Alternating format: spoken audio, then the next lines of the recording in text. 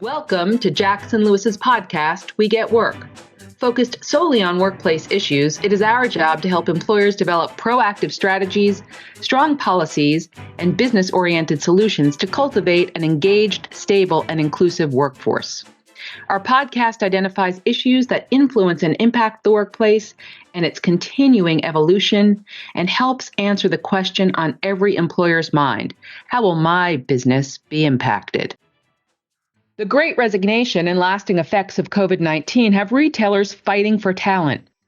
In what continues to be a very tight labor market, employers are enhancing employee benefit offerings, hoping to recruit and retain employees. On this episode of We Get Work, we discuss out-of-the-box benefit offerings retail employers should consider, including the compliance and tax issues to keep in mind when implementing new benefits. Our hosts today are Laura Pearson-Scheinberg and Kelly Thomas, good friends and principals, respectively, in the San Francisco and Baltimore offices of Jackson Lewis. Laura, a member of the firm's labor group and co-leader of the retail industry group, represents clients on their labor and employment needs as they arise. Kelly formerly worked in the retail industry and understands the opportunities and challenges that retailers face. Her goal with every client is to provide practical and straightforward advice that breaks down and makes accessible the always complex regulations and issues affecting benefit plans. Laura and Kelly, the question on everyone's mind today is, how can I creatively incentivize my employees so I can win the fight on recruitment and retention in a tight labor market? And how will this impact my business? Thanks for asking that question. You know, I have been really getting a lot of these kind of questions from all my retail clients. As co-lead of the industry group, I'm, in the retail space, I'm kind of wearing a new hat, and I've been a labor lawyer forever, my whole career. And I'm now looking at it with a different lens. And I'm getting, I'm hearing that employers are looking for creative benefit options to really recruit and retain employees in this time of the Great Resignation. That after coming out of COVID, employees just have a really different view on what they value. And I keep getting this question. So obviously, Kelly, I think of you because you're, such a fabulous benefits lawyer. And I'm like, okay, what ideas, are you seeing our clients having that you think are really creative that we can be thinking more about generally? Yeah, well, thank you, Laura. It's certainly one of my favorite topics right now. I feel like it's coming up more and more with different clients we're seeing across the spectrum, including retail clients. And it's really about getting beyond the sort of traditional, and I don't want to say basic, but the health and welfare that we all think of, the 401k plan, those types of things that were there for full-time employees. It's getting harder and harder to find help at any level, and employers want to do something that sets them apart. So there's a lot of enhancements that can be done within the health and welfare space and within the 401k space.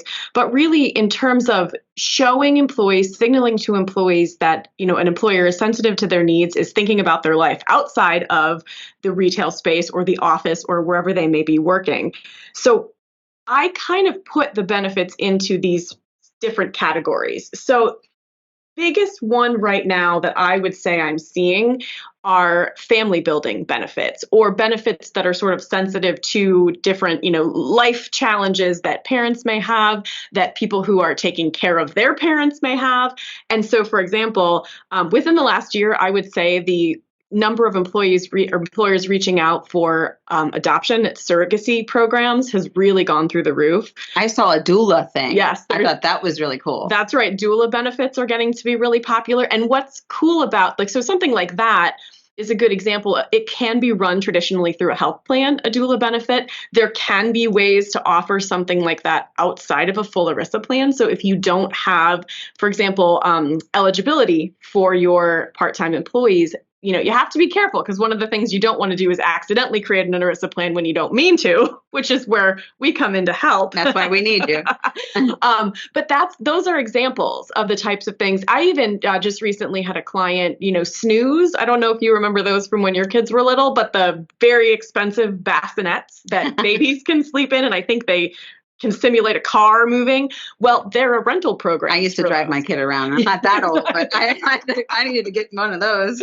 Exactly. And they're expensive, and there are rental programs for them. So an employer is putting in a benefit where they're basically facilitating an employee's ability to rent a snoo when they need one when they have a newborn. So it's just that it's a sort of a holistic thinking. Another one just kind of along the same lines, Milk Stork is the company that helps fly breast milk around the country for, working parents who are breastfeeding and need to be able to do that. So again, that doesn't necessarily have to be run through a health plan and can be offered beyond your traditional full-time employees when you're trying to incentivize folks. So when you're looking at, I often get the question, okay, I want to do more than like a t-shirt or, a koozie for my drink, but I don't have the money to do these huge investments. So what kind of, other things are you seeing? And when you see those, what kind of considerations should an employer think so they accidentally don't create, a taxable benefit or, something that's going to be problematic? Yeah, absolutely. So the nice thing about any kind of these reimbursement benefits that you can do, so now we'll go back to adoption, surrogacy, tuition reimbursement is a big one that comes up because that's further higher education is expensive. It's something that, is an attractive benefit for employees. You can control costs on that because you can set things like per course limits, for example, with a tuition benefit or annual limits. And so it's a way to say, hey, we really know, like health insurance can be a big unknown, especially for a self-insured plan where an employer's paying claims directly. These are benefits where you really know how is this going to affect my bottom line if employees are taking advantage of them. Challenges, of course, anytime you're offering benefits like that, there can be tax considerations. So certain adoption benefits, tuition benefits, those types of things can be offered on a pre-tax basis. But there are, of course, as you can imagine under the code, lots of rules, lots of limits, ways they need to be documented to make sure that they're compliant and you're not, running afoul of anything, as none of us want to when it comes to the IRS. One of the things that I've seen some of my clients do is they have sort of like a swag program. So they have like an internal store almost that when you do well, you get credits toward it and they can go buy like their branded merchandise. How does that fit in the gamut? How easy is that to set up, et cetera? Yeah, those are, I think, fairly easy to set up. And again, quantifiable. So you kind of know what that cost is going to look like. Those are the types of benefits for the most part that are going to be taxable. So that is always something to be aware of. There are IRS rules about de minimis things. So to your beer koozie example, something small like that may be a de minimis benefit that you can just hand out to everybody and it's not taxable. Once you do things like gift cards or anything a little bit higher up in terms of value, there are tax considerations, but I don't think that's prohibitive. I think that's still something that can provide value to employees. And really, if you're talking branded merchandise, a sense of cohesion, things like that. I love my Jackson Lewis backpack that I got. Yes. And I'm not generally, I'm a little bit bougie, but I love to wear my Jackson Lewis backpack. So I actually think it does create this sense of like, not only branding out when I'm walking around with it, but just sense of belonging, like that. So absolutely. And it's at a time like this, that's such an important thing because people are looking for more than just a place to clock in and out of.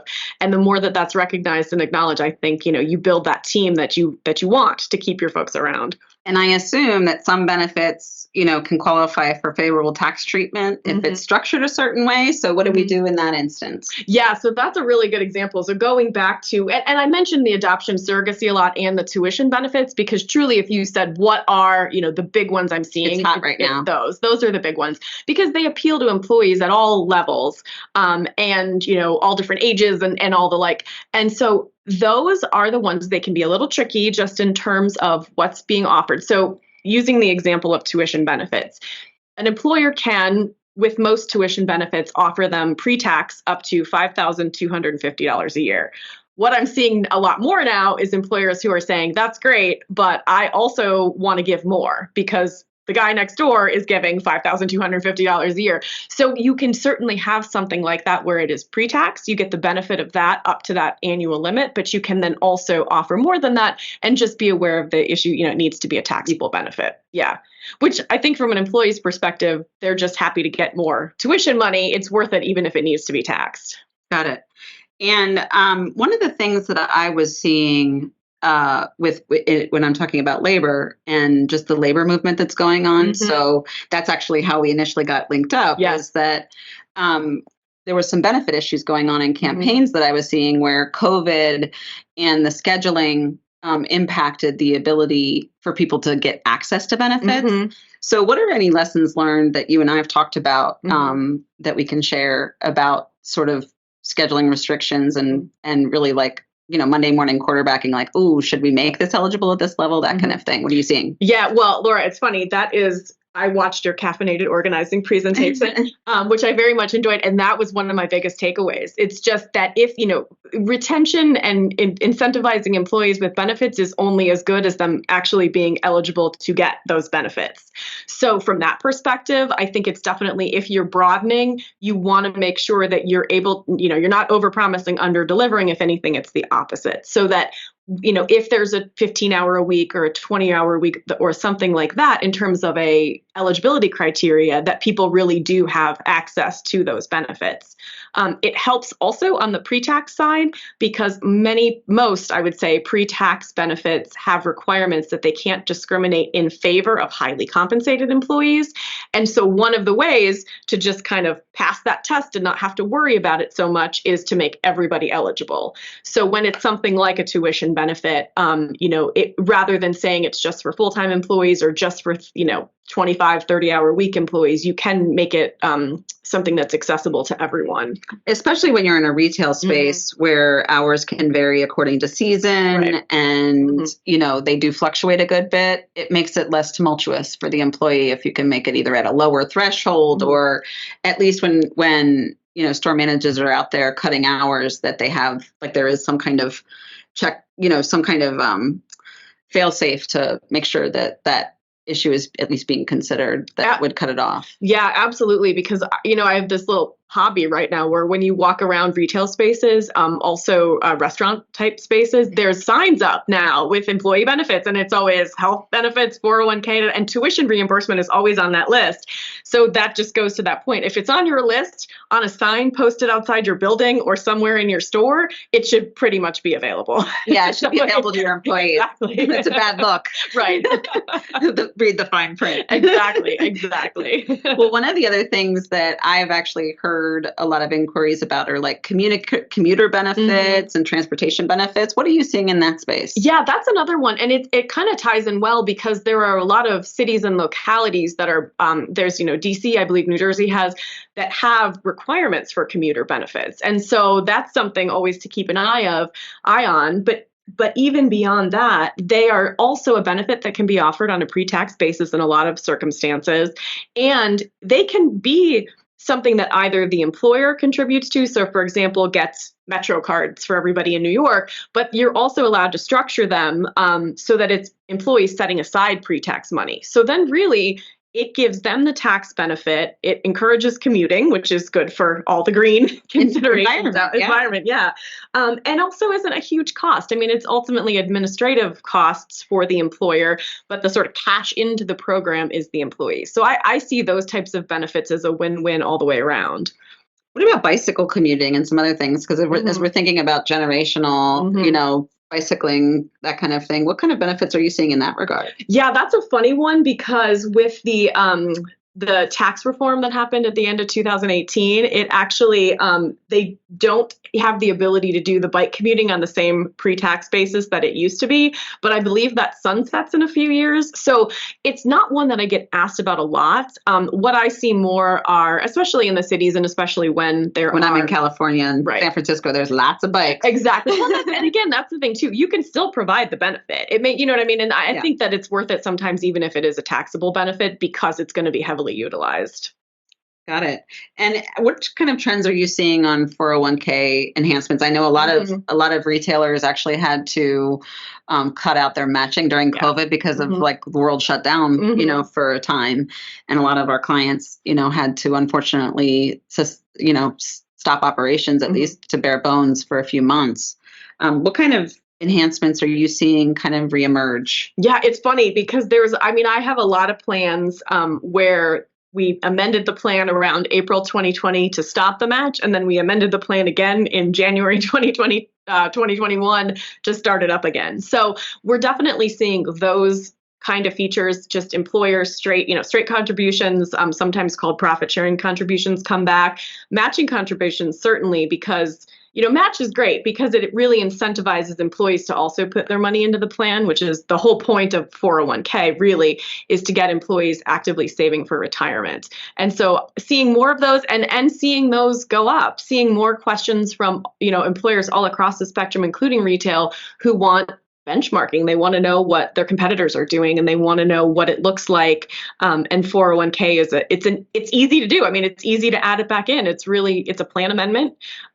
Sometimes you can even, say if you decide to do it mid-year, you may have the ability, depending on your structure, to go all the way back for the whole year. So it can be a nice bump for employees. And I think it's one that's appreciated and one that there's really good, easy messaging that comes from that when you're adding or enhancing employer contributions. So one of the things that I had heard of that I really don't understand is this 401k enhancement regarding an employer match on student loan payments. Yeah. So student loan payments are like really hot topic right now because of the administration's bill on trying to deal with student loan payments by the government. Right. But what are we doing with the 401k? Like, to explain that to me, how that's interrelated. Yeah, we are waiting. So there is some guidance, but it was specific to the employer that put it in. But essentially what it is rather than, say, me needing to defer $100 a paycheck in order to get a match of $20 or whatever the formula is, if you have this feature in your plan, I take my $100, instead of putting it in the plan, I'm paying my student loans with it. But the employer, we work it out with an arrangement with the employer, they see it and they still make the match. So it's essentially giving me matching contributions on amounts that I would have put into my 401k, but I needed them to make my student loan payments.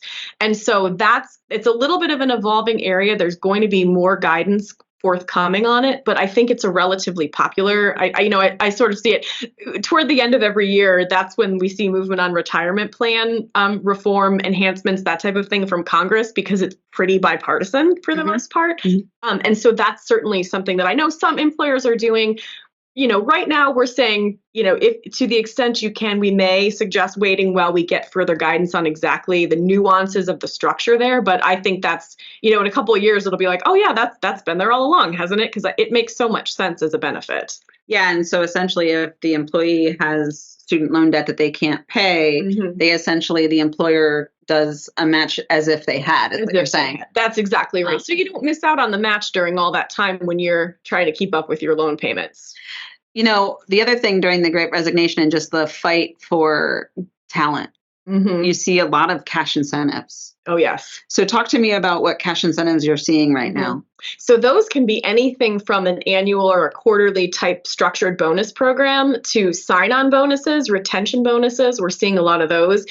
In a way, for example, traditionally, we may not have seen, sort of mid-level and potentially lower-level employees getting things like sign-on and retention bonuses, and we're seeing that more and more. Now, they are taxable. They're generally across the board going to be taxable. And you always want to be careful with anybody who is a non-exempt employee, because there could be issues with just wage and hour, figuring out overtime rates and the like. So it's the kind of thing, shameless plug for Jackson Lewis here, but if you call us with a question on this, we always can work together. So me as a benefits attorney, can reach out to a wage and hour attorney and make sure you're kind of buttoned up on all sides from a compliance perspective. And so from that perspective, what kind of bonuses are we talking about? So we're talking about referral bonuses, sign-on bonuses, retention, spot bonuses, any others that you need to consider? I didn't mention in much detail spot bonuses. And I mean, I worked in retail for most of high school and college, and we had them back then. And it's something that clients are still asking about to this day, which is, maybe there's an incentive program to get people to sign up for the store credit card or some kind of customer service feedback, and you get $20 on the spot, which when you're working in retail and it's right before your lunch break and someone hands you $20, that's a pretty nice little benefit. Makes you feel good. Makes you feel good. So again, tax issues there. You just want to sort of know, it's meant to be informal, but also, from a compliance perspective, we recommend some formality in that with tracking. And when you do that, are you thinking about telling employers to gross it up, or like, what's your advice on that generally for a best practice? I think gross ups can make a lot of sense, especially with lower wage workers potentially. So you want them to get the full benefit of a bonus like that. And I think the easiest way to do it is through a paycheck. So it may be like you get some kind of small bonus for your customer service targets this week. If you run it through the paycheck, then you don't have to worry so much about the withholding issues. It just all sort of happens naturally. But again, it's something for employers to keep an eye on if they have a program. And I don't think it's as widespread as it maybe used to be, but we're actually, we really got cash handed to us back in the day. Well, I think the gift cards still happen in the retail stores, right? So those individual retail stores where they're trying to, a manager is trying to incentivize. So, what is the safeguards that should be in place when they're passing out those cards? Yeah, so that's a big one because there, as I said earlier, there are Internal Revenue Code rules about de minimis fringe benefits, but they carve out gift cards. And I think the reason behind that is probably because de minimis, you're thinking, oh, it's more administrative hassle than it's worth to really make an employer record this. But a gift card, you know exactly what the value is. So it should be accounted for on their W-2. On the employee's W-2. On the employee's W-2, yeah. Got it. So sabbaticals. I've been reading lots of articles. As you know, I've been nerding out on this whole, how can we incentivize our, helping retailers think creatively about just really engagement of their employees. And sabbaticals used to be a thing for professors. Yes. And that was kind of the only place you ever heard of it. But we're hearing about it in more space. What have you seen on that? Yeah, definitely. So it's basically things like if once you've been here for 5 years, you get an extra sort of bonus sabbatical of 2 weeks. Once you've been here for 10 years, it's 4 weeks. Once you have, and so those are becoming more and more common. I actually happen to know they're common in the publishing world a lot. And one of, so from the benefits side, what can be a little tricky about those is you want to be careful that you don't accidentally make your folks ineligible for benefits if they're out too long. So, yeah, you always want to think about the whole picture when you're offering something like that, but certainly that's becoming more common as well. And we have all of these different, I've also heard about leave donation banks. And, now there's so many different municipalities and state laws and then federal law on leave requirements. So how does someone manage that minefield? Yeah, that's a tough one because you have to be careful. There's tax issues not only for the employee receiving the donation, but also for the employee making the donation. So that's the kind of thing. Sometimes we get questions after the fact when something's already been implemented, but things like leave donation is a good one to kind of bring right away as you're setting it up to make sure that you have it structured in a way that is as tax advantageous as possible, because those can be a little bit tricky. But certainly, especially in this day and age when healthcare is expensive, but COVID, we just went through it. People who are out of work for long periods of time, and it's really when it builds camaraderie. I think it does, that environment within an organization of helping each other out. But it's not quite always as easy as it sounds. Yeah. And as I doing the labor space and looking at, issues that employees are upset about and going to unions for, actually, one of the things that we've heard is they want more flexibility. They want, direct access and have a voice. And the flexibility really strikes me because retail doesn't lend itself to really flexibility because, one of being a retail worker is a lot of times you have to work different shifts, but now there's scheduling, ordinances to talk about predictability, that kind of thing. But what are we seeing sort of in the flexible hours space? Yeah, in the retail workspace, as you said, it's harder, but things like there can be job sharing arrangements, there can be, longer shifts, shorter work week, that type of thing, which I think is 4-day work week. 4-day work with, yeah. So I think that's really how it manifests there. Obviously, for the office workers, for the retail organization, you may have more people working remote, but I think the issues are a little bit different there than what we're seeing, sort of boots on the ground, people who need to physically be present in the building. Well, I know I could talk to you all day about benefits, but before we close, why don't you just mention some other voluntary benefits that you're seeing that maybe our retailers should consider, that we haven't already talked about? Yeah, absolutely. There's a lot of voluntary benefits out there. Sometimes, employers will offer them and employees don't really know they exist. So communication is really key. I'm always telling them, like, it's only as good as when the employee knows about it, right? Exactly. So communication is always key. Exactly. But things that have been around forever, but I think are getting more attention now. Legal plan, so the sort of thing where you may be able to sign up for a year and they help you write your will, that type of thing. Pet insurance is a really big one, especially everybody got pets during COVID and pets are expensive. So that's another one that can be nice for employees to have. Identity theft protection in this day and age. Supplemental things like long-term care or supplemental life or disability benefits where the employees, it's not mandatory, but the employee has the option based on their circumstances to go in and opt for larger benefits. And then things like employee discounts, partnerships with other organizations where you may say, a retail company may partner with a computer company and give some kind of discounts for employees who buy through that program on a laptop. There are, purchasing power is actually one that got called to my attention, what I thought was interesting, which is actually you can connect employees with this site where they can go in and they say it's after tax money, but they can put money towards big ticket purchase items like TVs, iPads, things like that. And it's just a way to facilitate sort of a savings account for your employee for special purchases. Last one that is kind of a favorite of mine because it seems so obvious, but it's so great, I'm sure, which are prepaid gas and grocery cards. Maybe prices are coming down a smidge right now, but I think a lot of employees would be very happy to get a prepaid gas card, at any point. Again, I have to add the caveat. Probably taxable, so you're going to want to look at that. But it is the kind of thing that I think it's a lot of bang for your buck when it comes to showing employees that you understand, hey, it's expensive to get to work right now. Yeah, and I can tell you, living in California, the gas is very expensive, and I'm now in Baltimore where I spend some time, as you know, and I would like to use that gas card in Baltimore versus it'll go a lot further. Well, thank you so much for spending time with me today and talking about benefits. I'm certainly going to be, you're always top of mind when I think about my retailers, but I want our clients to be thinking creatively because it's, tough for retailers right now. And that engagement is harder when you don't have the funds to do the big, wonderful things that everybody wants to do, but what's available. So I really appreciate your time. Thanks so much. Yeah. Thank you, Laura. This was, my favorite topic. So always happy to do it. Take care. Thank you for joining us on We Get Work. Please tune into our next program where we will continue to tell you not only what's legal, but what is effective. We Get Work is available to stream and subscribe on Apple Podcasts, Google Podcasts, Libsyn, Pandora, SoundCloud, Spotify, Stitcher, and YouTube. For more information on today's topic, our presenters, and other Jackson Lewis resources, visit jacksonlewis.com.